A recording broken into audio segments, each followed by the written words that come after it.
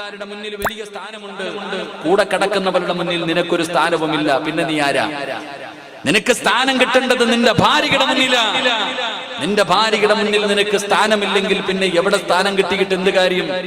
നിങ്ങൾ പഠിക്കേണ്ടത് പ്രവാചകൻ സല്ലല്ലാഹു അലൈഹി വസല്ലമ തങ്ങൾ ബദർ യുദ്ധത്തിന് വരട്ടെ എന്ന് ചോദിക്കുന്ന തന്റെ പ്രിയപ്പെട്ട മകളുടെ ഭർത്താവിനോട് അല്ലാഹുവിന്റെ പ്രവാചകൻ സല്ലല്ലാഹു അലൈഹി വസല്ലമ തങ്ങൾ പറഞ്ഞു, നിന്റെ ഭാര്യ സുഖമില്ലാതെ കിടക്കുകയല്ലേ, നിന്റെ ഭാര്യ റുഖിയ സുഖമില്ലാതെ കിടക്കുകയല്ലേ, നീ യുദ്ധത്തിന് വരണ്ട, പോയിട്ട് ഭാര്യയ്ക്ക് ഖിദ്മത്ത് ചെയ്യ്. മഹാനായ നബി മുഹമ്മദ് മുസ്തഫ, റക്കപ്പറ മഹാനായ നബി മുഹമ്മദ് മുസ്തഫ സല്ലല്ലാഹു അലൈഹി വസല്ലം ഭാര്യയ്ക്ക് ഖിദ്മത്ത് ചെയ്യാൻ പറഞ്ഞു വിടുകയാ മുത്തുനബി.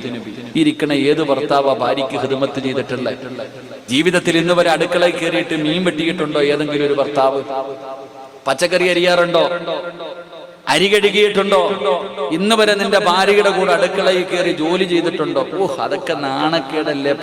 അടുക്കളയിൽ കയറിയിട്ട് മീൻ വെട്ടുക, ചോറ് വെക്കുക, കറി ഉണ്ടാക്കുക, പച്ചക്കറി അരി, അതൊക്കെ നാണമുള്ള കാര്യമാണോ? ഇല്ലേ?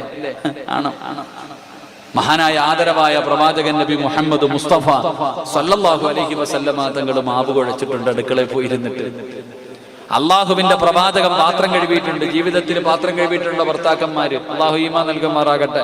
ഇങ്ങനെ നിങ്ങളുടെയൊക്കെ ഭർത്താക്കന്മാർ അടുക്കളയിൽ വന്ന് ജോലി ചെയ്യാറുണ്ടോ? ആകാശത്ത് നോക്കിയിരിക്കുക അല്ലേ? ഉസ്താദ് ഒന്ന് പറഞ്ഞു കൊടുക്കുന്നു. ആരാ സഹോദര? നമ്മുടെയൊക്കെ ജീവിതം നമ്മൾ മനസ്സിലാക്കേണ്ടത് അത് വീട്ടിലെ യന്ത്രം വാടകയ്ക്ക് മേടിച്ചുകൊണ്ടിട്ടിരിക്കുക. വീട്ടിലൊരു പണിക്കാരി നിർത്തിയിരിക്കുന്ന അത്ര തന്നെയാ ഭാര്യയുടെ സ്ഥാനം. പലരും രാവിലെ മുതൽ വൈകുന്നേരം വരെ ഇങ്ങനെ യന്ത്രം, ഉറക്കത്തിൽ നിന്ന് എഴുന്നേറ്റത് മുതൽ വൈകുന്നേരം വരെ ഇങ്ങനെ കിടന്നുണ്ടാക്കണം, നിനക്കുണ്ടാക്കി തരണം, നിന്റെ ഭർത്താവ്, നിന്റെ മക്കൾക്ക്, നിന്റെ കൂടപ്പുറപ്പിന്, നിന്റെ മാതാപിതാക്കൾക്ക് തുണി കഴുകണം, ബാത്റൂം കഴുകണം, വീട് തൂക്കണം, അത് ചെയ്യണം, ഇത് ചെയ്യണം, ഇങ്ങനെ തിരക്കുകൾ. ഭാര്യയെ പരിഗണിക്കാത്തവർ, അള്ളാഹുവിന്റെ ദീൻ പറയുന്നത് ഭാര്യയെ ആദരിക്കണമെന്നാണ്. തന്റെ പ്രിയപ്പെട്ട ഭാര്യയെ ആദരിക്കണമെന്ന് അള്ളാഹുവിന്റെ ദീൻ പഠിപ്പിക്കുന്നത്. അള്ളാഹു നമുക്ക് ഈമാൻ നൽകി അനുഗ്രഹിക്കുമാറാകട്ടെ. അള്ളാഹു നമ്മുടെ കുടുംബ ജീവിതത്തിൽ ഖൈറും ബറക്കത്തും നൽകുമാറാകട്ടെ. ആമീൻ പറ. പെണ്ണ് കെട്ടാത്തവര് പറയണ്ട, കെട്ടിയവര് പറ. റസൂൽ മിഅ്റാജിന്റെ രാത്രിയിൽ ലോകത്തിന്റെ നേതാവ് മഹാനായ ജിബ്രീൽ അലൈഹിസ്സലാം രണ്ടുപേരും കൂടെ ബുറാഖ് എന്ന് പറയുന്ന വാഹനത്തിൽ ഇങ്ങനെ യാത്ര ചെയ്യുമ്പോ ഒരു ഖബർ പ്രകാശിക്കുകയാ, ഒരു ഖബർ പ്രകാശിക്കുകയാണ്. ആ ഖബറിന്റെ അകത്ത് നിന്ന് സ്വർഗത്തിന്റെ പരിമളം ഇങ്ങനെ അടിച്ചു വീശുകയാണ്. അള്ളാന്റെ റസൂല് ചോദിക്കുന്നു, ജിബ്രീൽ, ആ പ്രകാശിക്കുന്നത് എന്താണ് ജിബ്രീൽ? യാ റസൂലല്ലാഹ്, അതൊരു ഖബറാണ് നബിയേ. ആ ഖബറിന്റെ അകത്ത് നിന്ന് സ്വർഗത്തിന്റെ പരിമളം ഖിയാമത്ത് നാൾ വരെ അടിച്ചു വീശും നബിയേ. അല്ലാഹുവിന്റെ പ്രവാചകൻ ചോദിച്ചു, ഏത് പ്രവാചകന്റെ ഖബറാ? അത് പ്രവാചകന്മാരുടെ ഖബറല്ല, ഒരടിമ പെണ്ണിന്റെയും മക്കളുടെയും ഖബറാണ്. ഒരടിമയായ പെണ്ണിന്റെയും മക്കളുടെയും ഖബറാണ്.